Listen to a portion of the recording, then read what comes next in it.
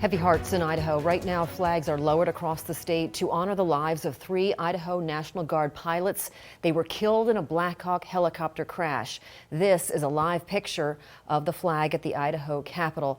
Governor Little is calling upon everyone to pray for the heroes lost almost 24 hours ago. CBS 2 is bringing you team coverage tonight of the deadly helicopter crash. We are remembering the lives of the pilots and working to get more information about what caused the crash.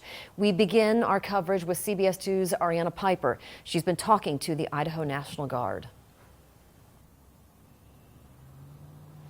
Hi, Natalie. It's a sad day indeed for the Idaho National Guard. Governor Little made an appearance to offer his condolences, as well as other members of the Idaho National Guard. It leaves a tremendous, indescribable void in our aviation community. Lieutenant Colonel Nicole Washington, the 183rd Aviation Battalion commander, said the fallen crew was participating in a training mission in a highly mountainous area Tuesday night, but they've done it many times before. All 3 of these aviators that were flying last night were experienced in search and rescue techniques, experienced in flying in adverse conditions and bad weather. Lieutenant Colonel Washington said there is a reason the National Guard trains in this area. It's important for us to put ourselves, in those conditions, in those positions, to know how to train, because we understand that whenever we go out to save someone, it's not going to always be ideal conditions. We will have to land in mountainous areas. We will have to go out in bad weather. Colonel Christopher Burt said the crew's last contact with flight operations was at 7:45 p.m., and they were en route back to Boise. The crew checked in several times with our flight operations during the flight, with the last contact occurring at approximately 7:45.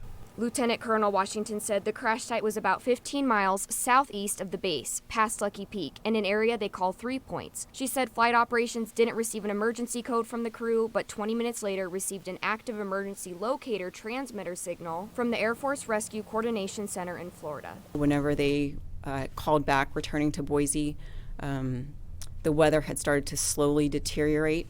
But what we've noticed that sometimes out in the backcountry, it can start to deteriorate pretty quickly.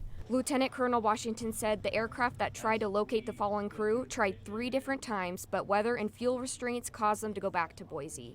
Governor Little also offered his condolences. I just ask everyone to think about everyone that serves, particularly the Idaho National Guard, and what they do every day and the risks that they take.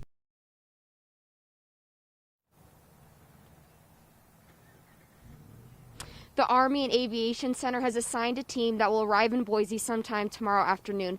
They are the ones in charge of leading this ongoing investigation of the crash. Live in Boise, Ariana Piper, CBS 2 News.